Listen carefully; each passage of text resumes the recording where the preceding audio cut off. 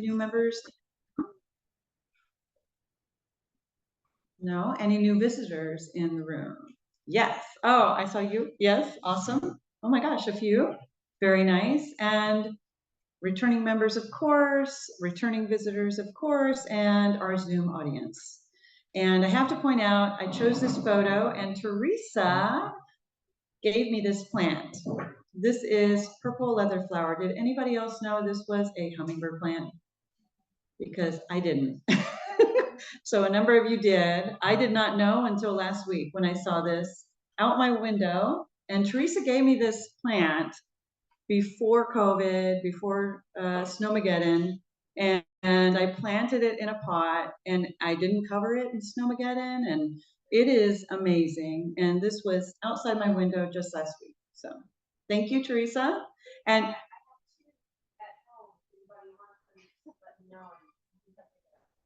okay, Teresa has 2 of these plants at home, so let her know if you would like them. She sometimes brings them here to our Plants by Donation, not tonight, but she's got 2 at home. So this is it. It's amazing.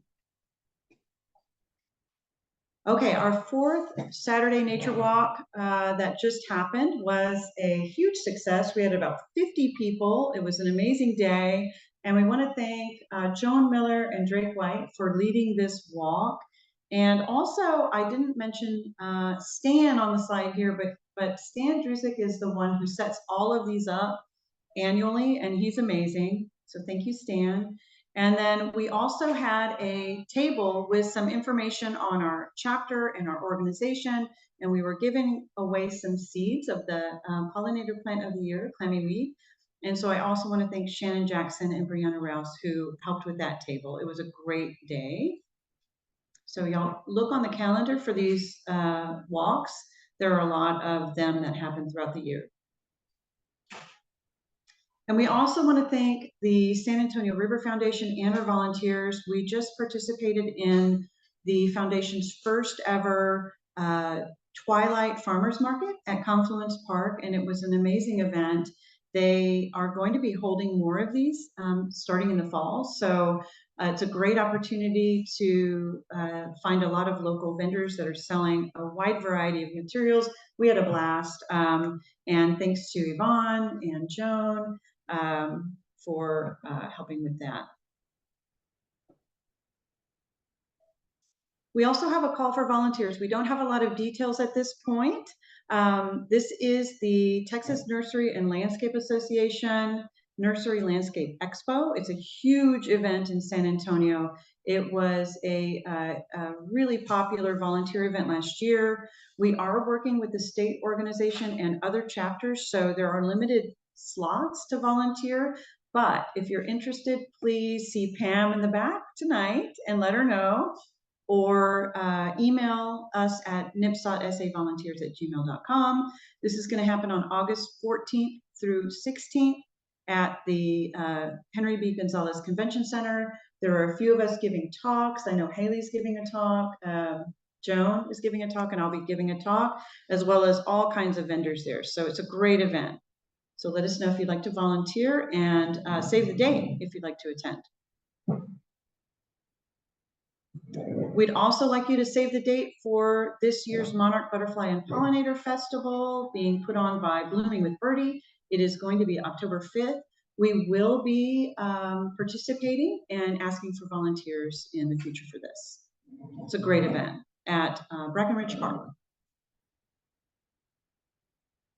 Our next chapter meeting is July 23rd, and we are going to have Jake Alfs, and some of you may have watched his Zoom presentation. Was it 4 years ago to this day, right after COVID, and we started doing our meetings virtually. Jake was one of our speakers, and he took us on a walk through his awesome yard.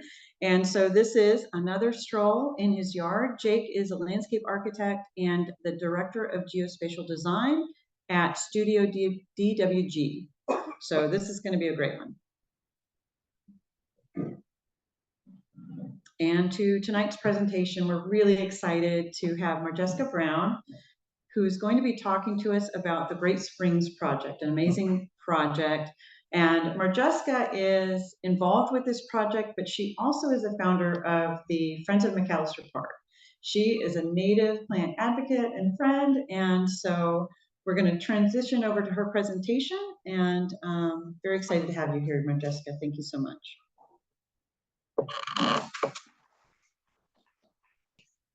We're ready. We're all set up. Good. Audio, visuals. Yay. Okay. Hello. I have a lot of friends in this room. That makes me feel very comfortable about being here. So thank you so much for having me today. I'm really happy to be talking to a room full of experts and people passionate about plants, and not just plants, but the native plants of Texas. You all understand where plants occur, why they occur there, even their relationships with the organisms around them, like pollinators and birds. Knowing native plants enriches our life with a really wonderful story. Can you hear me? There's always a story behind the wild things. And that's something, a phrase that I've been using for about 15 years now. I started using that phrase of story behind the wild things when I was studying birds in Florida 15 years ago. I quickly learned that a bird flying across the sky is never just a bird flying across the sky. There's a reason that it's flying at that time of day. There's a reason that it's flying in that direction. There's a reason it's flying low or high. And you all understand those stories about plants. Plants are the pages in a book of the story of Texas. So I hope you can tell that I'm pretty passionate about nature and plants. So thank you for letting me talk to you a little bit about plants and how that relates to our work at the Great Springs Project. So my name is Marjesca Brown, and I am the real estate associate at the Great Springs Project. And I'm going to share with you about this fragile green thread and this trailblazing way that the Great Springs Project is working to protect it. Good.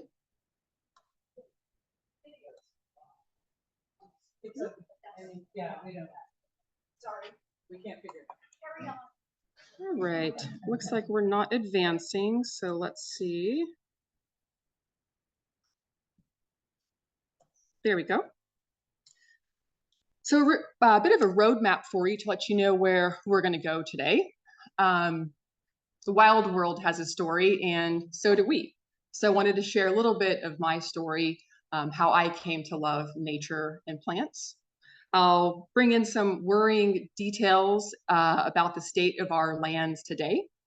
Then I'll introduce Great Springs Project to you. I'll connect that to how we do conservation at the Great Springs Project. We'll talk about habitats and plants. And then I'm excited to share some of our progress to date, and then we'll leave some room for questions. So once upon a time, there was a little girl and a horse. This is my old hairy pony named Bud, and that's my beautiful mom. And my story of nature begins in the Texas Hill Country. So we finally figured out how to get my feet into those stirrups. And once we did, I was off. Me and old Bud, and there was a field spaniel named Mo. So me and old Bud and Mo would go wander around on this ranch in the Texas Hill Country. And that's where I learned my love of the outdoors, wildness, freedom, all that nature. It was that access to land at a really young age that ignited that in me. My grandpa loved plants. When he wasn't sitting in his recliner inside with his opera music blasting or his classical music blasting, he was out in the backyard with his plants. Pots of plants covered the backyard. don't know if any of you all might have that same problem here. But that was my grandpa, and my grandparents had a membership to the San Antonio Botanical Garden. And those last conservatories are ingrained in my childhood memories. Well, being an adventurous, freedom-loving type, some scholastic activities took a backseat for a few years, some number of years, but I did finally make it back to school. And I went to the University of Florida, and I got a degree in their wildlife ecology and conservation program. And that's where I worked with birds. I worked in avian conservation. We satellite tracked and GPS tracked rare and imperiled birds of the Southeast US. And that's really where I began to understand that story behind the wild things. I would be remiss if I did not also include the person that has been the most influential to me on my plant journey, and that's Michael Eason, my boyfriend, sitting in the back. He's a big plant guy. And when we met, sure, I love nature and plants, but being around Michael and his knowledge of the native plant world really helped me progress my understanding of plants and why native plants are so important. So thank you, Michael. So I'm going to take it to present day, Texas. There's about 170 million acres here in this state. We have a population of about 30 million and a projected growth rate of about 31% by 2040. The national growth rate by 2040 is 11%. We're growing really quickly. The 2023 census, Texas came in #1 for numeric population growth. We added about 500,000 new human beings to Texas in 2023. So the 4-county area, this is where the Great Springs Project does its work. About 2.2 million acres, population of about 3.7 million people. Projected growth rate just under 40%. So we're almost 4 times the rate of the national average. I don't know if anybody wants to do the math on that. I did it for you. So we're looking at a total population increase in that 4-county area of about 1.5 million people by 2040. Who else do we know has a population of about 1.5 million people? San Antonio. So that looks like another San Antonio in the hill country by 2040.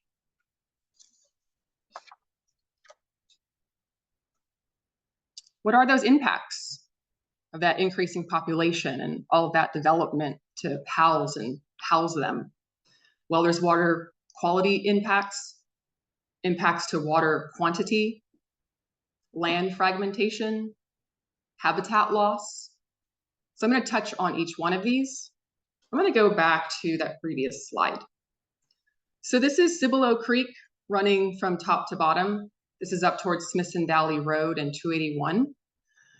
I counted those rooftops and sort of also estimated what would be built there. That came out to about 1,000 rooftops in that area. 1 inch of rain on 1,000 rooftops creates about 3 Olympic-sized swimming pools of water in one rain event, 1 inch. So you have all of that water running from the roofs, running into the ground, running into the streets, collecting fertilizers and oils and gas and fecal matter from dogs or pets. Hopefully, all of that is going into a stormwater retention pond. There are regulations for developers, but the thing that I want you to know is that a lot of the population increase in this 4-county area in the hill country is happening in unincorporated areas. So areas outside of the city limits, areas outside of city regulation. The county government has limited power on development.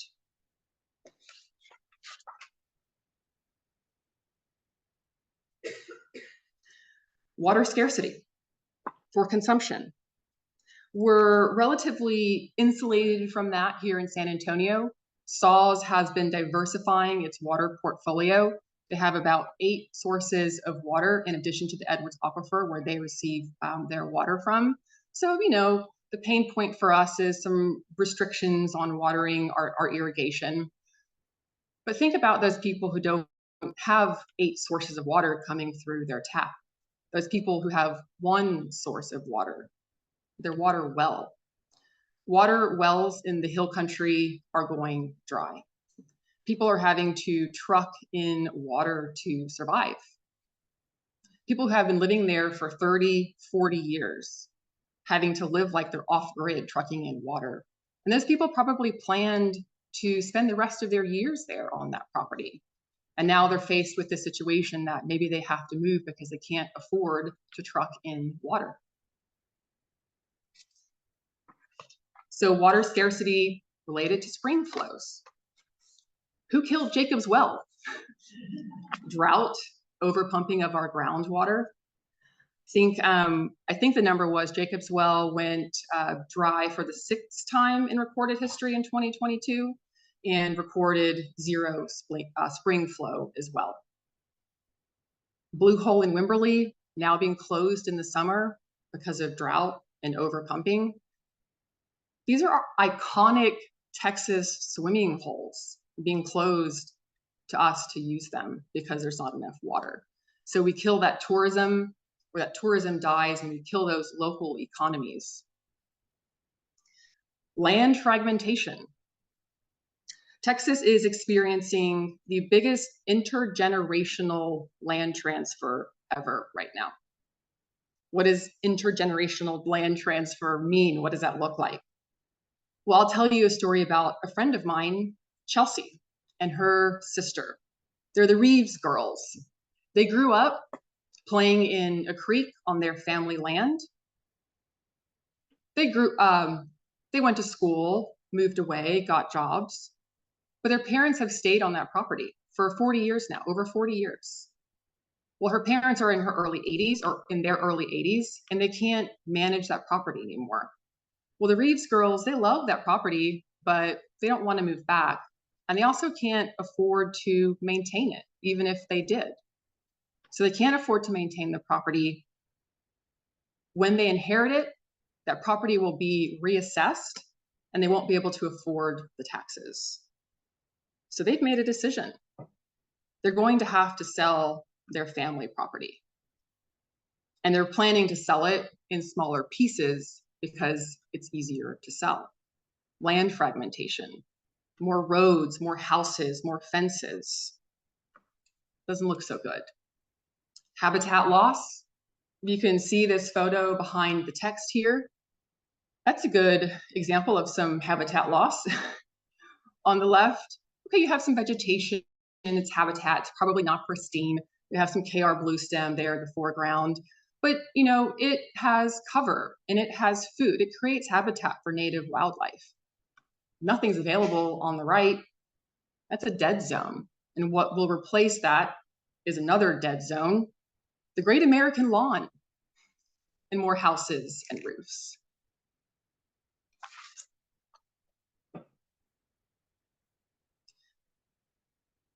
The window of opportunity to protect and sustain the hill country will likely close within our generation. It's 20 or 30 years. I'll be in my early 60s by then. I want nature in my future.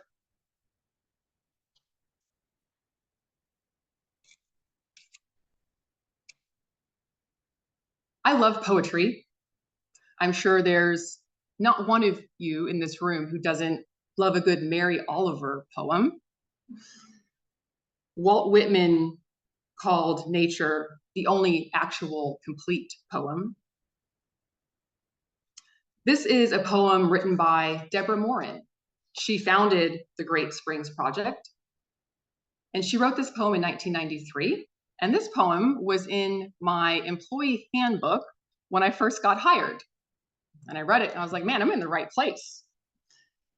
I'm going to read this poem to you. No choices stand between us and destiny. being exactly where we should be and watching the flower opening. The green of early spring set us in motion. And here we are holding the light, bringing each other back if we stray.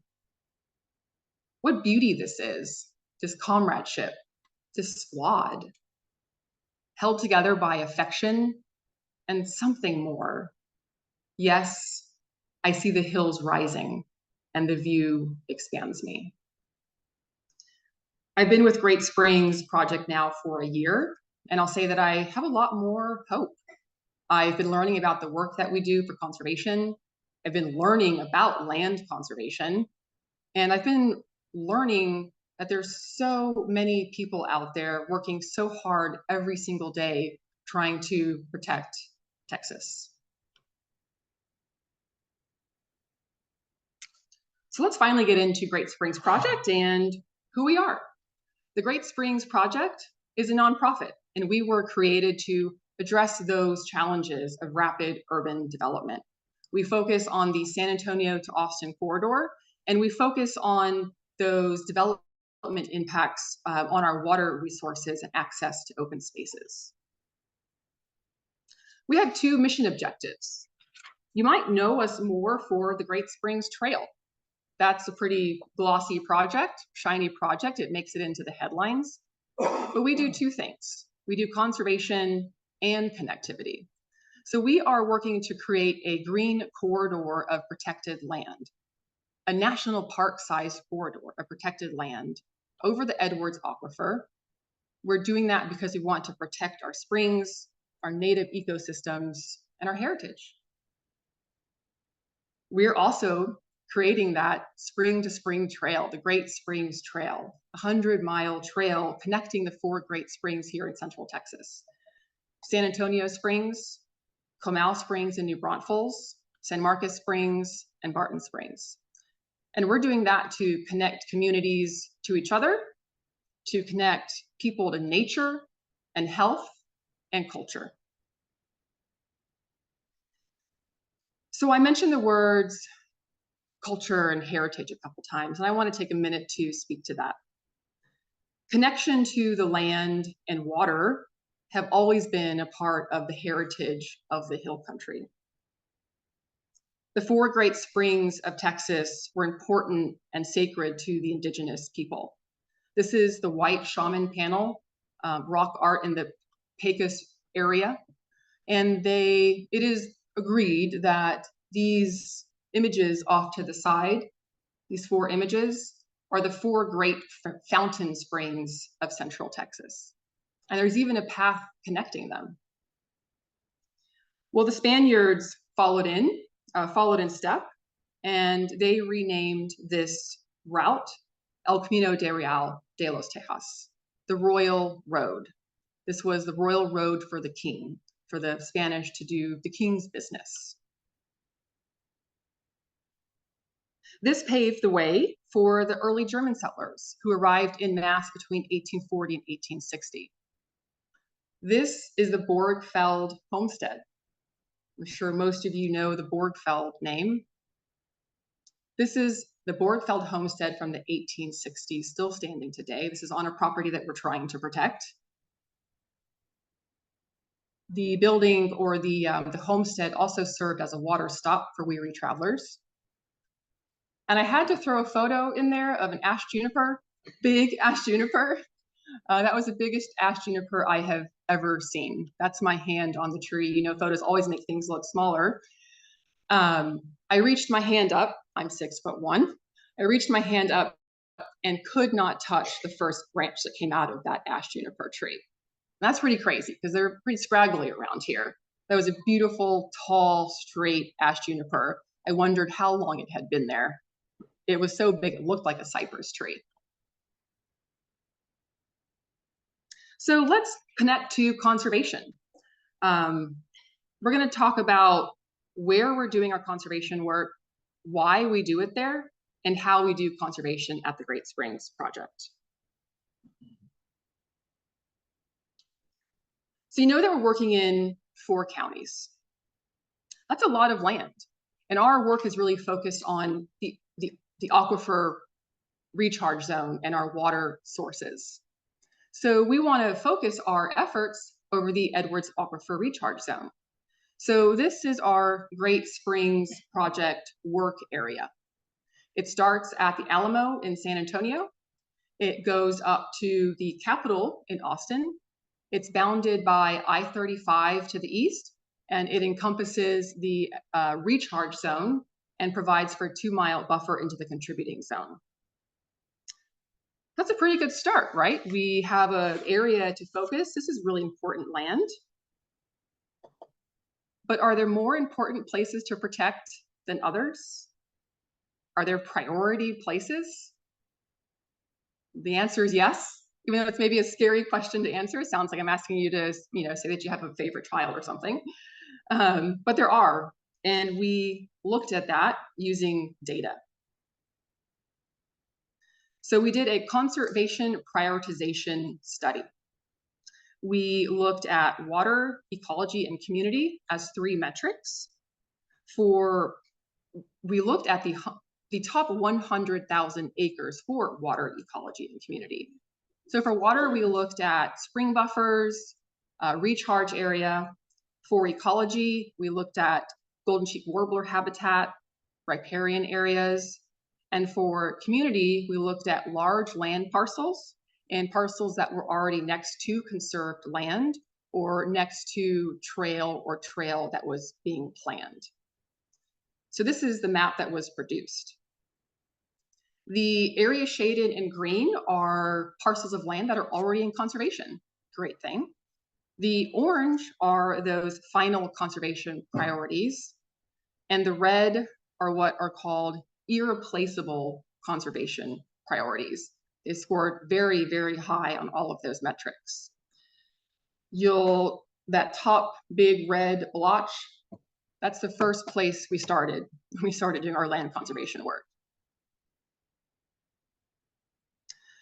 So how do we do this conservation? We're not an organization who is buying land, holding land, and managing it and restoring it.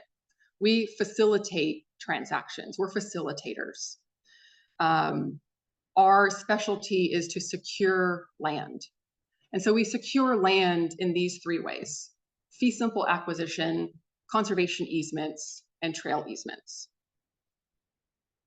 So let's talk a little bit about fee simple acquisition. That's a real estate tongue twister, but basically it means land that is sold or donated with all of its rights. And so there's typically for us 3 types of end users that we work with. One that you probably don't know about is what is called a conservation buyer. And they're a private individual who's going to buy land, and they agree to conserve that land once they do buy it. We work with land trusts, and land trusts are nonprofits who are basically certified to hold land and be stewards of that land for conservation. And we work with public entities like cities, states, and counties, making new parks. So pros and cons: it's really expensive to buy land. And particularly, we're looking at parcels at least 50 acres or larger. 50 acres in the hill country costs a pretty penny. What about when you're getting into 100 acres, 500 acres, and 1,000 acres? We're talking tens of millions of dollars. It's also expensive to maintain, insurance, just maintenance of the property, and so on. But it is really great for public access. So when we get to work with public entities, new parks are made, and that's a really wonderful thing.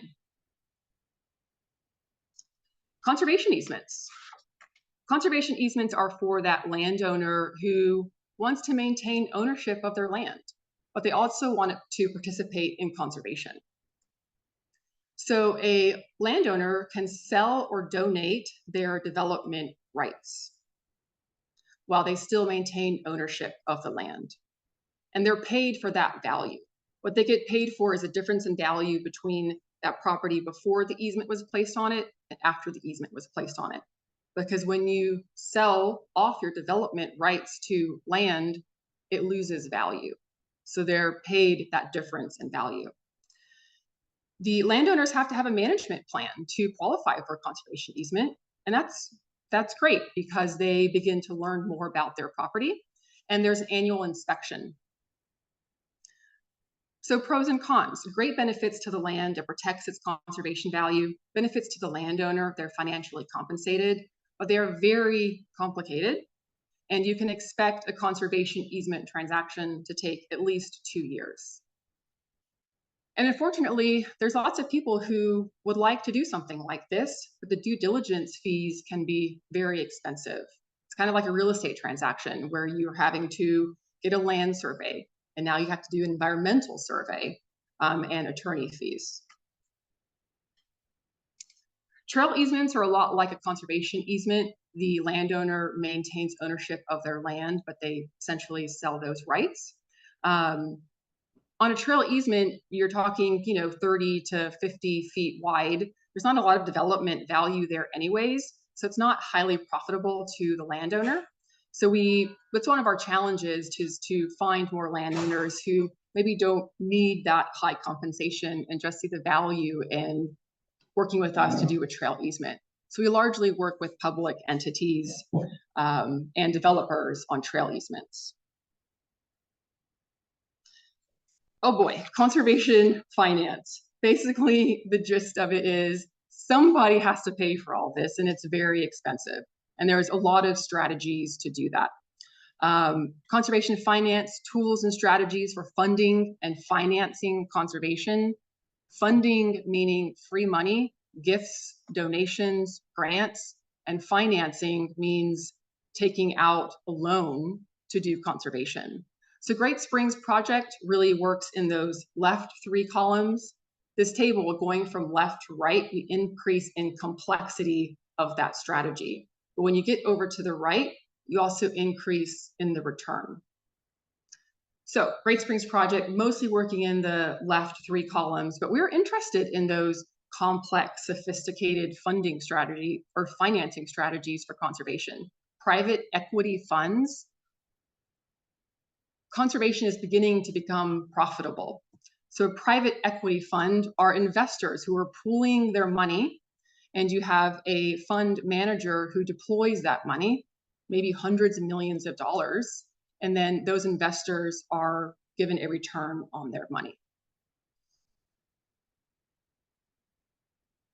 So finally, plants. Let's talk a little bit about plants and habitats, ecoregions.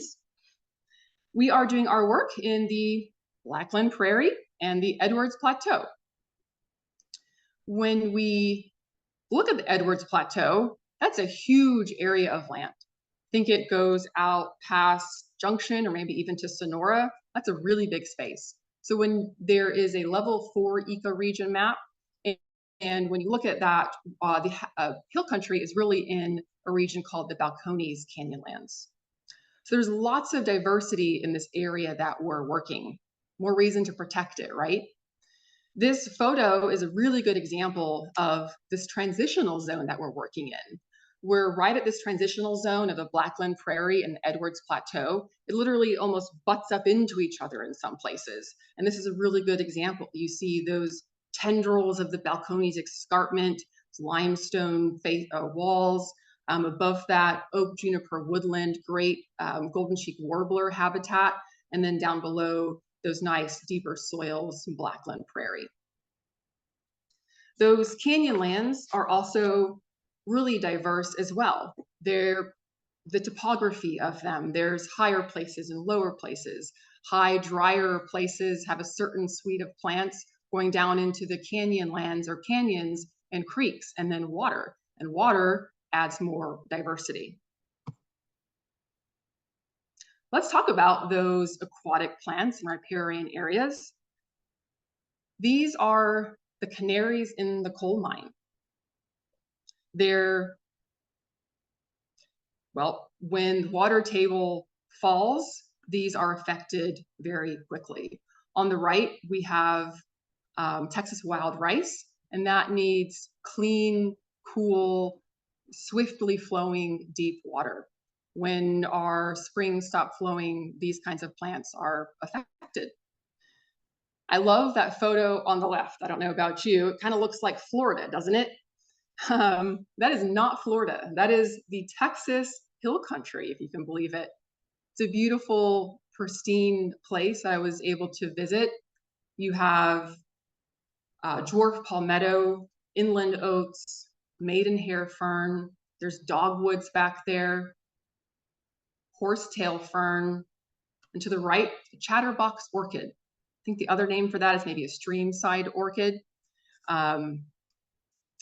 It's a common orchid, but it's not so common in the hill country, maybe because there's just been a lot of development or cattle or water table is dropping.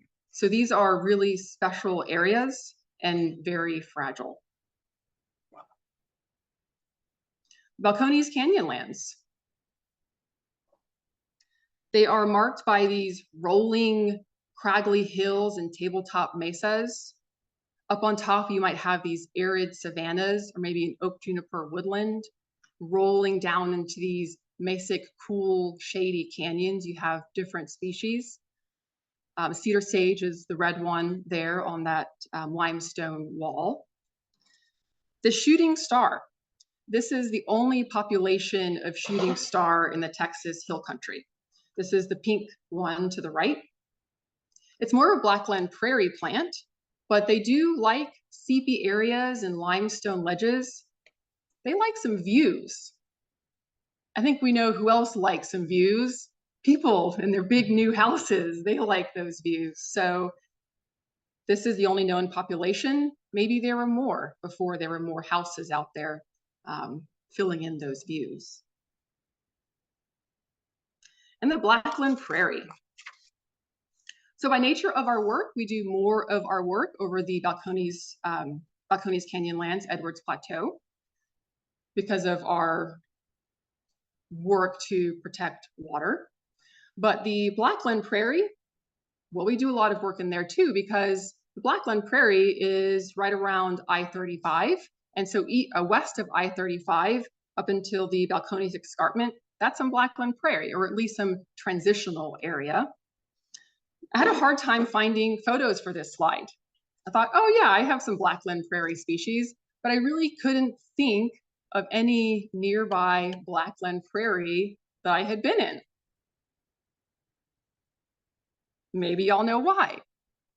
Blackland Prairie is one of the most endangered ecosystems in North America.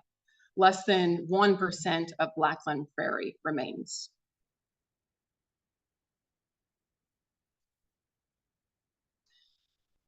So risks and opportunities. We have these beautiful spaces. Maybe some are a bit degraded, but invasive species are something that we need to think about. I'm sure y'all have thought about invasive species, maybe how trails might create more spread of those. People move things around. People unintentionally or even intentionally move invasive species around. It's kind of things of nightmares for plant people. Think of the ligustrum forest at Breckenridge Park. This is Johnson grass at McAllister Park. These are the Friends of McAllister Park doing a Johnson grass removal they've been doing for about 2 years now in the park. It's really hard to get rid of this stuff. So it's not an element unique to Great Springs Project, but we want to make sure that we're addressing it, and we certainly don't want to make the problem any worse. Conservation provides opportunities for preservation and restoration. So by preserving these large landscapes, we're keeping invasive species out of those spaces, or we're protecting populations of native species that are already there. Because when you fragment up that habitat, then you're creating those roads and houses and destroying plants. Conservation easements, like I mentioned, since you have to have a management plan and you have a yearly review, this really gives us an opportunity to influence landowners and really begin to share with them the beauty of being good stewards to their land and operating in a way that benefits their land. And trail corridors, as plant trail corridors as pollinator corridors. I think it's a thing. I would love to see this. What about we do some work in those degraded Blackland Prairie areas along I-35? Say we have a trail easement and there's a landowner who's granted us a trail easement and his land's pretty degraded. We'll say we come in, an organization like NIPSOT or any passionate plant organization, and they do a little bit of restoration work in that trail corridor. And then that landowner sees the beauty that happens after that restoration work, all of those wildflowers. We could really influence landowners in a positive way. So a little bit of progress to date, a couple bullet points here. Our goal is conserving 50,000 acres by 2036. To date, we have protected about 5,000 acres with our partners. We are making a 100-mile trail. There is about a third of that trail already on the ground, not because we are building it, because we partner with a lot of other entities. We are connecting trail networks together. So the Howard Peak Greenway Trail System will connect into that. The Great Northern Trail in Schertz, Alligator Creek Trails in New Braunfels, Purgatory Creek Trails in San Marcos, and the Violet Crown Trails in Austin. So where those trails fall into our vision, there's about a third of that already on the ground. And then publication of the Great Springs Project Trails Plan. We are a newer organization founded in about 2019. So a lot of our work up until now has really been planning and strategizing and outreach and gaining support. And the Trails Plan is one big project that we undertook. And it's a beautiful document on our website, but we're committed to updating that every 2 years. And so we actually have an updated Trails Plan coming out next month in July. So we're pretty excited about that. So a few specific projects that I'd like to share with you about our current progress. So we're trying to conserve all this land and talk with all these landowners. Well, we got to make contact with those landowners first. So we have a 2-year initiative where we're doing landowner outreach work. Our GIS guys calculated and put together some maps, and we know that there's 829 property owners in our corridor. We are doing outreach to every single one of them. It's very prosaic work. It is a cold call. So we are cold calling landowners. Some people might be uncomfortable about that. I don't love making cold calls, but we've had a great response. And the thing is, we don't have any time to kill. We have to do everything we can do to conserve this land as fast as we can. So to date, we've contacted exactly 595 landowners, because we got a new one today. And people want to know what kind of response rate we get to those cold calls. It's actually pretty good. I calculated about a 63% positivity rate, but that's just for landowners that I actually made verbal contact with. And it's not that they're saying, yes, bring on the conservation easements. It's more about they're curious and they maybe want to know more. It didn't say no and hang up on me. So I call that pretty positive. One great example is group of property owners on Chantal Road in Comal County, southern Comal County near Garden Ridge. That came from a cold call. We called a landowner who was kind of interested. He was friends with his neighbors. So he brought his neighbors together. And if we are successful in this project, it's going to be about another 800 acres into conservation, all through a cold call. In Bexar County, we have a really exciting project called the Flyway, and we are partnering with another nonprofit called Activate SA. They're really focused on urban connectivity. So they're really heading up this project and we're supporting them. But this will connect the Olmos Basin to the Salado Creek Greenway. The fun thing about this one is that it goes by the Quarry Market. So we're really talking about placemaking and creating a really cool trailhead there, or an entry into the Quarry Market, so you can go in and get some food or do some shopping and get back on the trail. we did have this on the 2022 bond. It wasn't selected. And so we are looking to put this on the 2027 bond for funding. These are new parks. Who's excited for new parks? I know I always am. You know, our public access or our public lands are pretty low in Texas. So Schertz has a brand new park. It's called Dry Comal Creek Nature Park. It's about 10 acres. There's a beautiful wetland in the middle, and we'll be working to develop a boardwalk around that wetland. And that park will serve as a trailhead for the future Great Northern Trail in Schertz. I'm sorry, the Great Northern Trail in Schertz and the future Dry Comal Creek in New Braunfels. And in New Braunfels, I'm not sure if you all read recently in the news, but there was $8 million acquisition approved for 131 acres of new park land in New Braunfels. So Great Springs Project helped to facilitate that transaction. And we were involved in conversations with the landowner and city of New Braunfels and helped make that project happen. This is an 18% increase in parkland for New Braunfels. So that's a pretty wonderful thing to see. San Marcos, this is one of our earlier projects, and we're really proud of it. We call it Presa Grande. There were 694 acres slated for the development of 200 home sites. This property was very important for water inflow to San Marcos Springs. So we did that conservation buyer model that I talked about earlier, and we found a conservation buyer for this property who agreed to put it into conservation. So unfortunately, there's no public access to this land, but there will be approximately 2 miles along the boundary of that property. And then one that we're working on right now is called Limestone Link. It's 101 acres. It was identified by Hays County in their Parks and Open Space plans as a very important property for them because it connected Ringtail Ridge trails and the River Recharge trails. And so San Marcos has a really robust natural trail system, and there was a big gap between a part of their trail. And this property filled that gap entirely. So 101 acres, a new park, connecting trails, and we are partnering with San Marcos Greenbelt Alliance, and they will be building a new natural trail on that property, about 2 miles. I'm just about done, and we'll get into questions, but do you remember that word squad that was in Deborah's poem? Well, we're all the conservation squad.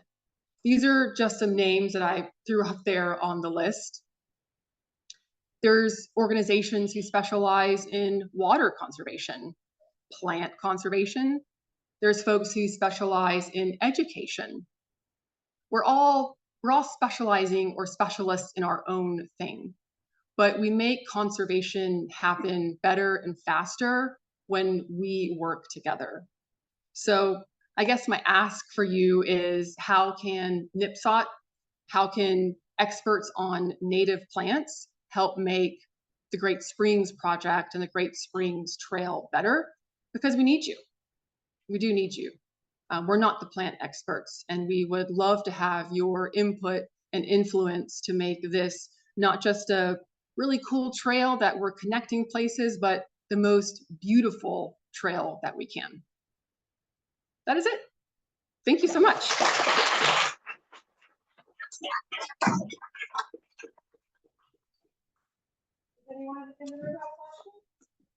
Hello.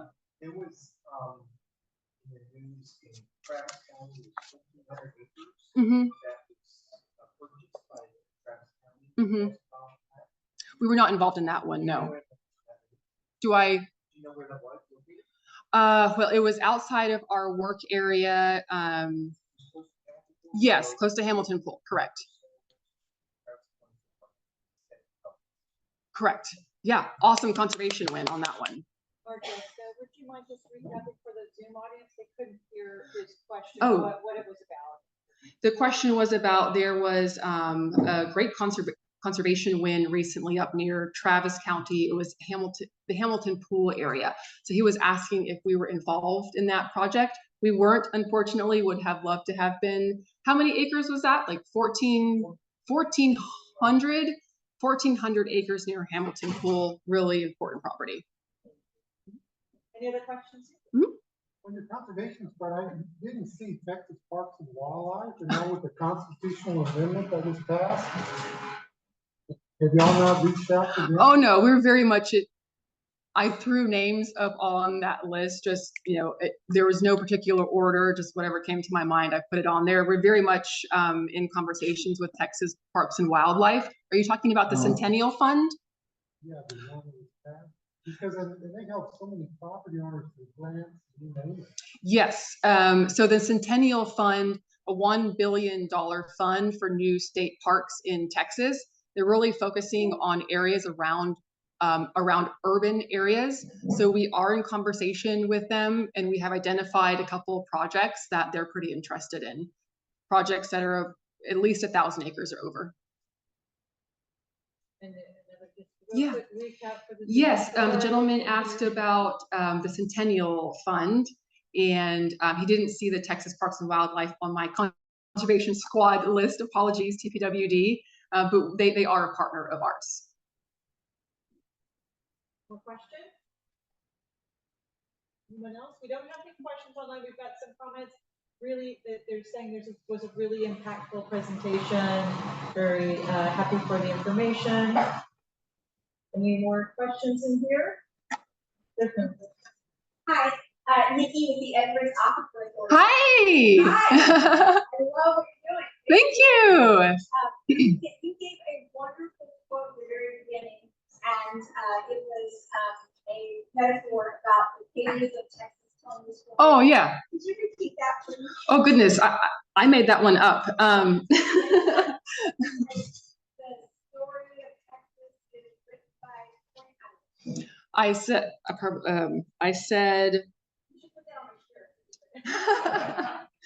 I said, the native plants of Texas are the pages in a book of the story of Texas. I'm a little bit poetic. I try to be. I just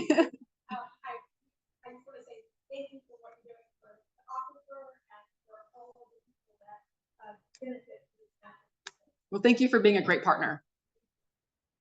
We do have a question here now on Zoom. What are different ways we can help? Donations, volunteer opportunities, anything else? And if you could repeat it so they know that. Yes. What are the ways to get involved to help? Obviously, donations are always appreciated. We have really just begun our volunteer opportunities. We are doing we have a piece of Onion Creek adopted in Travis County. So it's a little bit far for you guys, but we're doing litter pickup, some basics removal, and then some trail building. What else? Bill? Well, they should go to the website there, and they'll see what's going on. There'll be an opportunity to donate there.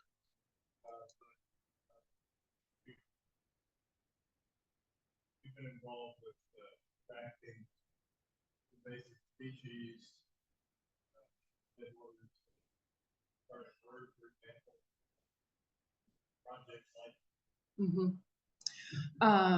Yes, I would love for them to email us if they would like to, but if they sign up for the newsletter, then they'll be able to keep tabs on everything that we're doing. Our newsletter is monthly now. I think it used to just be quarterly, but we've got so much stuff going on. So we do have a monthly newsletter, which will show what volunteer opportunities we have. And do they find that on your website? Yes, the newsletters are archived on the website. I've listened to a lot of presentations on conservation easements, and the sense I get is there's a lot of difficulty getting funding for those. What is your experience with your organization about getting funds to acquire conservation easements? Yes. Can you repeat that? Oh, yes.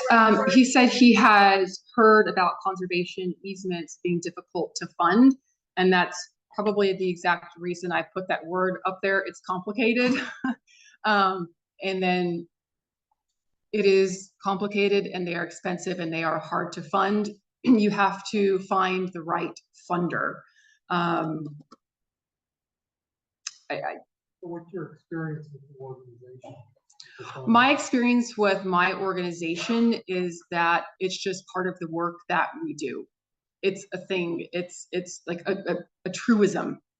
Finding money is hard, and so we just keep at it. I'm the real estate associate, but I work under our land transactions director, Scott Parker, and he has been doing this work for at least 30 years here in Texas, Hawaii, California.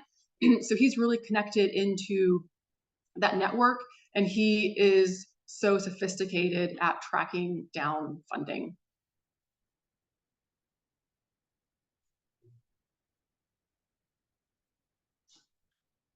Tell it. I wonder if you caught the attention of any of our lawmakers and local officials and how those conversations are going for the project. Have we caught the attention of local officials and policymakers, politicians? Yes. They are our partners, to say it simply. We partner with San Antonio in so many ways. We speak to our council people. We speak to our county commissioners. In Hays County, we have a really good relationship going right now with one of the county commissioners, and they're really beginning to look at us, not just a partner for them to help us, but for us to help them. They love the work that we're doing. So they have some land that they don't really have the capacity to, I won't say manage.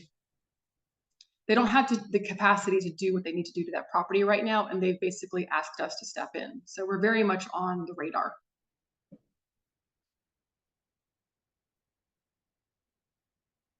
Great. Any other questions?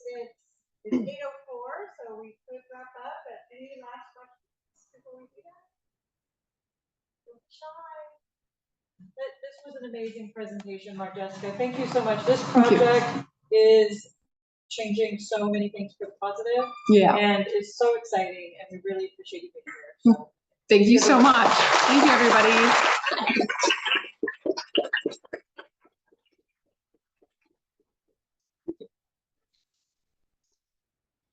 Yes. All right, y'all, we lost the camera, so we can't turn it around for the Zoom audience in our